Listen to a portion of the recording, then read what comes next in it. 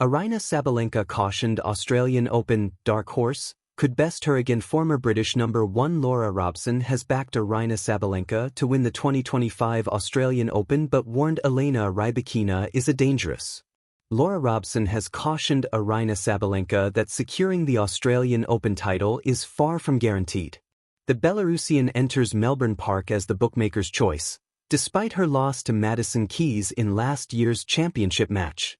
The world number 1 will be determined to bounce back from the 2025 setback and reclaim her crown at the first opportunity.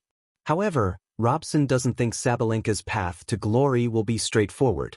She identified Aryna Rybakina as the most formidable obstacle standing in the way of Sabalenka's championship aspirations, particularly after her WTA Finals victory in November. The two faced off in the Australian Open final 3 years ago, with Sabalenka, who has had a telling response when asked about Grand Slam money, emerging victorious, and history could repeat itself. It's not a joke. IGA Swiatek furious as Australian Open draw ruined.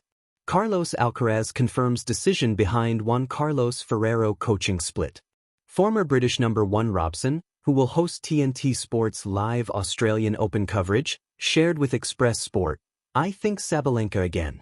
I think it's going to be a repeat of the 2023 final with Sabalenka and Rybakina. I have a really good feeling about Rybakina this year. Obviously, she won the WTA Finals in November, but I just feel like she's moving better than ever and defending better than ever. These courts suit her game. They're quite fast, lively courts. So yeah, I'm predicting Sabalenka to pick up another Australian Open title, but I have Rybakina as my dark horse, which is probably not fair considering she's 5th in the world, but I have her right up there." Robson also weighed in on Emma Raducanu's prospects of making a significant run in Melbourne following the young British star's challenging draw. She'll face Maninkaya Sawenki, who entered on a protected ranking in the opening round. Should Raducanu advance, she'll meet either Susan Layman's or Anastasia Potapova in the second round. If she makes it to the third round, she's expected to square off against Sabalenka in what could be a blockbuster showdown between two Grand Slam winners. "There's no easy draws in a Grand Slam," Robson noted. "I would say I always feel good about her chances. I was actually out in Perth for the United Cup with the GB team doing TV that week, and I know them all really well. It was good to hear from her about all the work she's put in during the off-season, and she unfortunately picked up a bit of a foot injury, so it meant she didn't have much court time in the lead-up to the United Cup. She still played a solid amount of tennis that week. She's been trying to play catch-up in a way, which is why she's been playing Hobart this week. I think she will always back herself. That's one of her great qualities. She is a big match player. You put her in front of a crowd and she doesn't seize up like a lot of people. No matter who you play, it's going to be tough, but yeah, I can always see her going deep." Tennis Aryna Sabalenka and the echoes of the dark horse eye. Prologue. The roar before the serve. Melbourne Park hums in the summer heat, a pulse that feels alive even before the first ball is struck. In the stands, fans wear colors and flags, but on the court, there's one figure who towers above many expectations: Aryna Sabalenka, the Belarusian powerhouse and world number 1. Sabalenka's presence is like a storm, unpredictable, electric, forceful, and when she enters the arena with her racket in hand, she brings with it a promise of chaos, power, and brilliance. Yet despite her dominance, there's a whisper in the halls of Australian Open lore, a warning that even greatness can meet its undoing, sometimes from the most unexpected sources. 2. A champion defined by power and persistence. Sabalenka's path to tennis greatness has been anything but linear.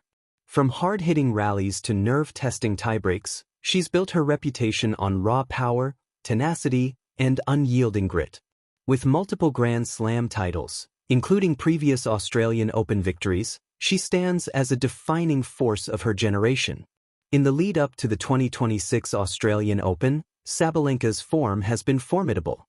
She began the season with a dominant run in the Brisbane International, lifting the trophy without dropping a set, a clear statement of intent for Melbourne. But in sport, especially in tennis, confidence alone isn't enough. And sometimes the greatest threats come not from those expected to succeed, but from the dark horses. 3. The dark horse, not just a metaphor. In the manicured gardens of sporting language, the phrase, dark horse, conjures visions of mystery, unpredictability, and potential shock results.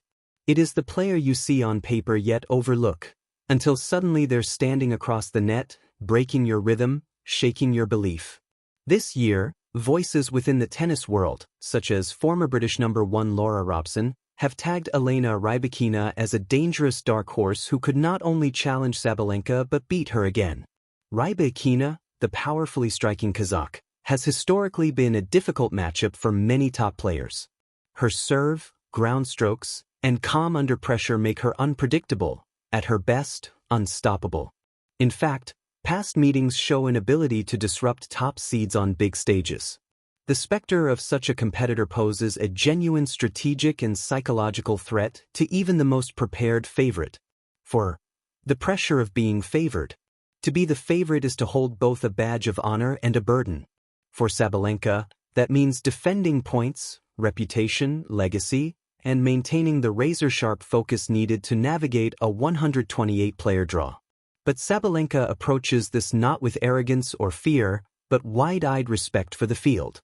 In press before the Open, she explicitly rejected the notion that the title race was merely a duel between her and one other rival. Instead, she set the narrative broader, a tournament of many contenders. Sabalenka named Coco Gauff, Aryna Sabalenka, Jessica Pegula, and others as threats, voices of a healthy recognition that on any given day, any of them could rise to the occasion. This willingness to acknowledge multiple challengers isn't just diplomatic, it's strategic. When opponents believe they have a chance, they often play freer.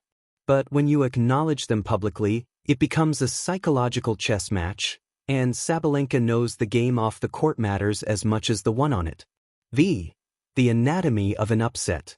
When a dark horse defeats a favorite, it follows almost a hidden script, one written not in the language of talent alone, but momentum, opportunity, and belief.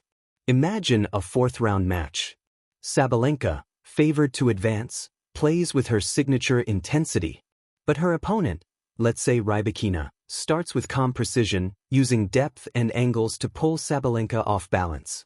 Then, as the sun glints off the Melbourne courts, the crowd senses a fissure in the favorite's rhythm. It might start as subtle, a missed serve here, a long rally squandered there, but suddenly the scoreboard tilts.